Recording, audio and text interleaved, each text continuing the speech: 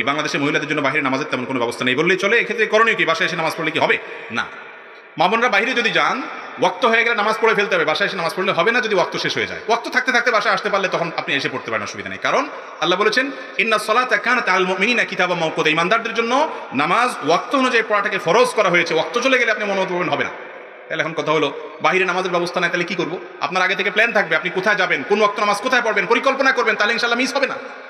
আর যদি এরকম কোনো ওয়াক্ত থাকে যে হ্যাঁ মাঝে এক ওয়াক্ত আমার পথে পড়বেই, তো আর কিছু না পারেন, কোনো একটা মসজিদে ঢুকে আপনি যদি একটু মানুষকে বলেন, পুরুষদেরকে, যে ভাই চাচা, বা আপনার সাথে কোনো মাহরাম পুরুষ থাকবে অবশ্যই, না থাকলেও আপনি যদি রিকোয়েস্ট করেন যে আমি একটু ওযু করবো এক পাশে, এদিক ফিরে আপনারা একটু আমাকে হেল্প করেন।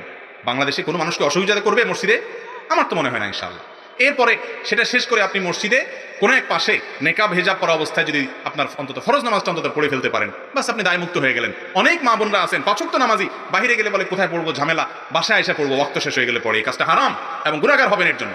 আমি আমার মা বোনকে নিয়ে, আমার পরিবারের মহিলাদেরকে নিয়ে এরকম একাধিকবার হয়েছে যে কোথাও সফরে গেছি, এখন মসজিদ খুঁজে যেতে যেতে অনেক টাইম লেগে যাবে, তাহলে তাড়াতাড়ি করে এখন নামাজ পড়তে হবে। কি করতে হবে? তখন দেখা যায় যে আমি কোন একটা দোকানে গিয়ে কোন দোকানদারে বলছি, ভাই ওযু আছে, অথবা আপনার টয়লেটে ওযু করার সুযোগ দেন, একটু 4 রাকাত নামাজ পড়ার জন্য জায়গায় করে দেন। আজ পর্যন্ত আমি দেখি না কোনো দোকানদার না করেছে, সবাই আলহামদুলিল্লাহ অ্যাপ্রিশিয়েট করে। এই জন্য ইচ্ছা থাকলে অবশ্যই উপায় আছে।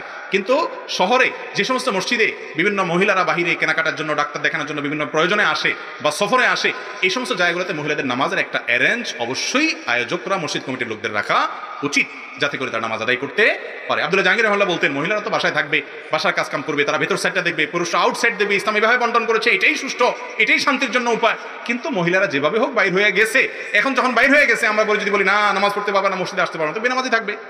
বেচারা হুজুর তার বউ নিয়ে গেছে বাইরে কোনো কাজে, তো বউ বাইরে দাঁড়ায় থাকবে, তার কোনো সিকিউরিটি থাকবে না, আর পুরুষ ঢুকবে মসজিদে নামাজের জন্য। এটা হতে পারে না। এই জন্য দায়িত্বশীলরা সে সমস্ত মসজিদগুলোতে মহিলাদের জন্য নামাজের ব্যবস্থা অবশ্যই রাখা উচিত এবং কর্তব্য।